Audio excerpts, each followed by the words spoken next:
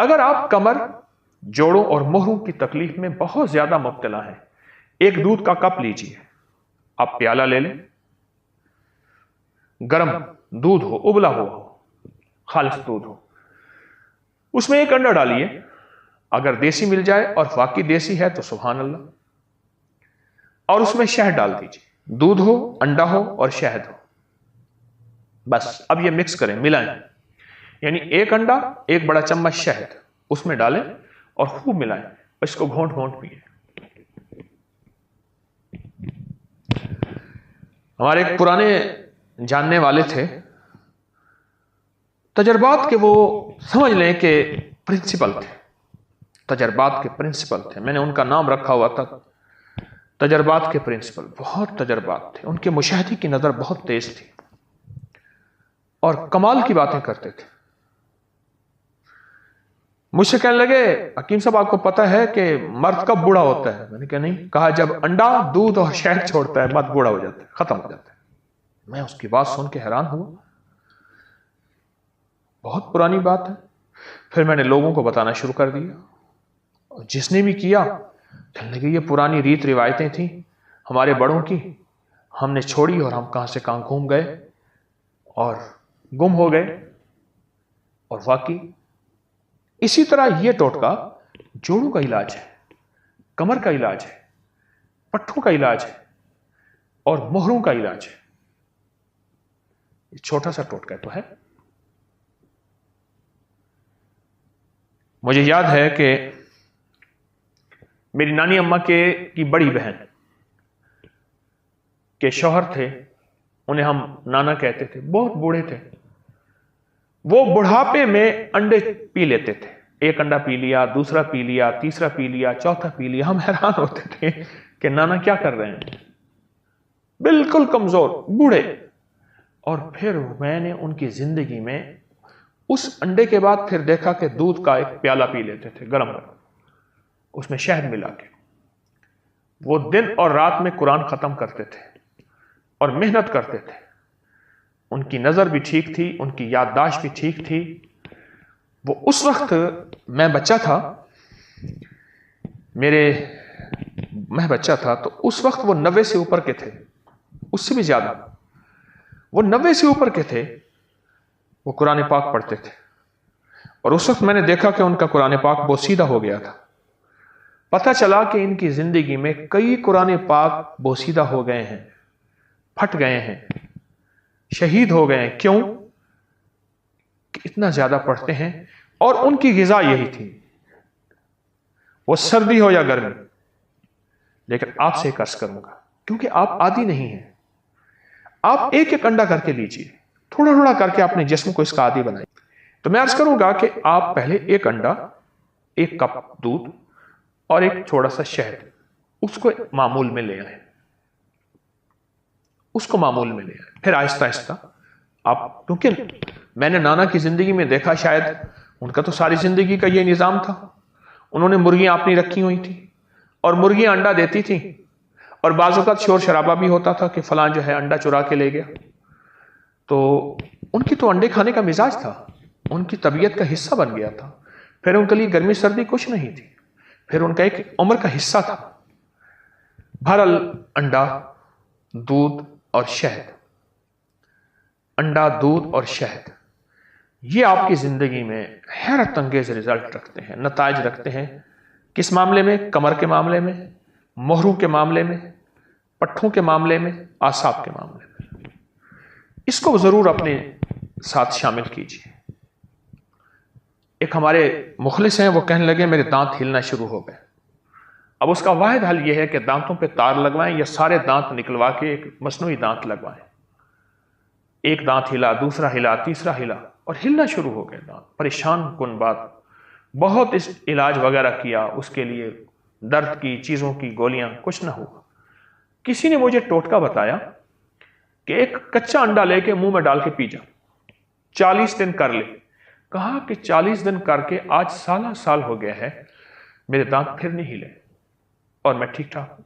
اس کو جتنا اللہ رحمان رحیم اور باسین مین ان کے استحزار سے پڑھیں گے اس کی طاقت لاکھ ہزار کروڑ ارب بڑھ جاتی. اب یہ استحزار کیا ہے اس کو ذرا میں کھولوں گا. اگر آپ نوافل یہ ان کیفیتوں کے ساتھ پڑھ لیں, وقت آدھا گھنٹہ اور لگ جائے گا, گھنٹہ اور لگ جائے گا. دکھی تو ویسے ہی ہیں, دکھوں کی زندگی تو ویسے ہی گزاری ہے, تو ایک دکھ اور لے لیں پڑھائی کا, توجہ کا. کیوں؟ توجہ کے لیے اپنے اوپر جبر کرنا پڑتا ہے, جبر کرنا پڑتا ہے, جبر کرنا پڑتا ہے. پڑتا ہے. ایک درویش تھے, انہوں نے 700 والیوم 700 جلدیں لکھی صرف بسم اللہ کی با پہ, بسم اللہ کی صرف بے پر, جسے بے با کہتے ہیں. 700 جلدیں لکھی کہ بسم اللہ کی با کے اندر کیا کائنات کے راز پوشیدہ ہے. میرے پاس ایک صاحب آئے, مجھ سے کہنے لگے اولاد نہیں ہے, جائیداد بہت ہے, اور میرے قریب والوں کی جائیداد پہ نظر ہے, حتیٰ کہ میرے رشتہ داروں نے جائیداد تقسیم کر بھی لی ہے. وہ تیرا, یہ بڑا ہو گیا ہے, وہ میرا, وہ تیرا, وہ میرا. اور بعض اوقات تقسیم پہ جھگڑا بھی ان کا آپس میں ہو جاتا ہے. نہیں میں تو یہ لوں گا, یہ مر جائے گا, وارث تو ہے کوئی نہیں. وہ کہنے لگا میں یہ لوں گا, یعنی یہ مرا نہیں ہے, ان کے جھگڑے پہلے شروع ہو گئے. میں نے انہیں کچھ ترتیب اسباب کی بتائی, اور پھر میں نے ان سے کہا اگر آپ کو ایک عمل بتاؤں جس میں ہے مشقت مشقت مشقت, اس کو کر لیں, روز کر لیں, تیسرے دن کر لیں, ہفتے میں ایک بار کر لیں, اور اس کو چند بار کر لیں, پر کریں ایسے کہ ہڈیاں بھی تھک جائیں, جسم بھی تھک جائے, دماغ بھی تھک جائے, حلق بھی خشک ہو جائے. ہاں, حلق خشک ہو جائے.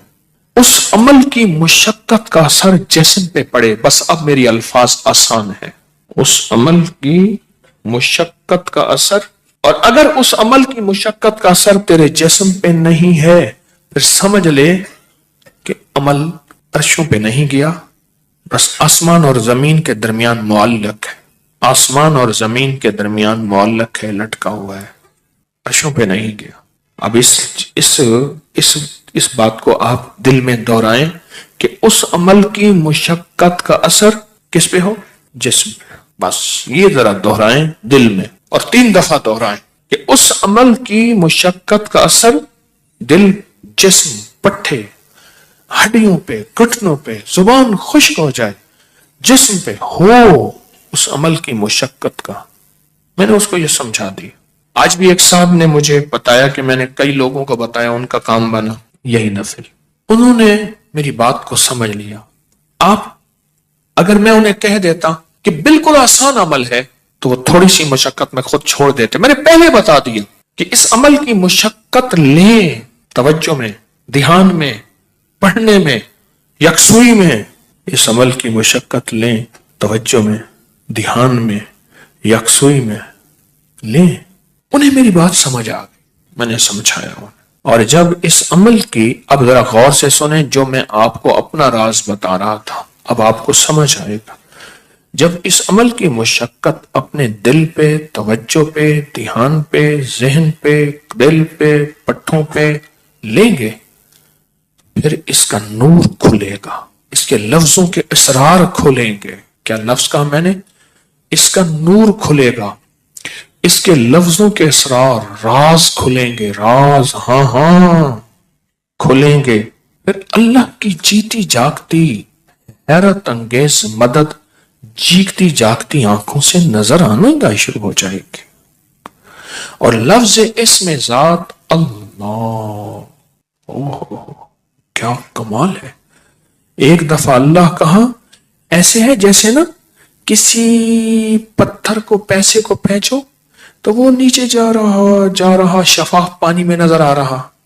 ایسے اللہ کہا, ایسی گھلتے گھلتے گھلتے جسم میں اس کا سرور اور سکون جا رہا. اس عمل کی مشقت لیں, جیسے حجویری محل میں اینٹیں, پتلی پتلی اینٹیں اٹھا کے اللہ اکبر نیچے چلا گاہوں میں لگانے والے, اور وہاں کی صفائیاں وہاں کی سمیٹنے والے, ایسی اس کی مشقت اپنے اوپر لیں. دیکھیں ایک پڑھنے کا طریقہ میں بتاتا ہوں. بسم اللہ الرحمن الرحیم، بسم اللہ الرحمن الرحیم، بسم اللہ الرحمن الرحیم، بسم اللہ الرحمن الرحیم، بسم اللہ الرحمن الرحیم. 1000 جو پورا کرنا ہے، 1000 جو پورا کرنا ہے. ایک ہے بسم اللہ الرحمن الرحیم، بسم اللہ الرحمن الرحیم، بسم اللہ الرحمن الرحیم.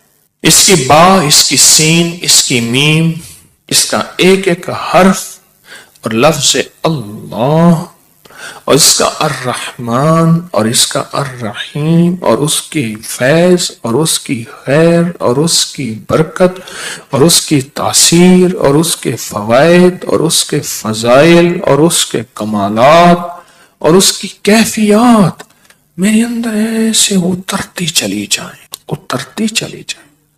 درمیان میں وضو کی حاجت ہے، وضو تازہ بنا لے، پانی پینے کی چاہت ہے، کون پانی پی لے، پر اس کو توجہ ہو، اونگ نہ ہو، نیند نہ ہو اور غفلت نہ ہو. یہ میرے اوپر چیز اللہ نے کھولی اپنے نام کی برکت سے، یہ کھولی.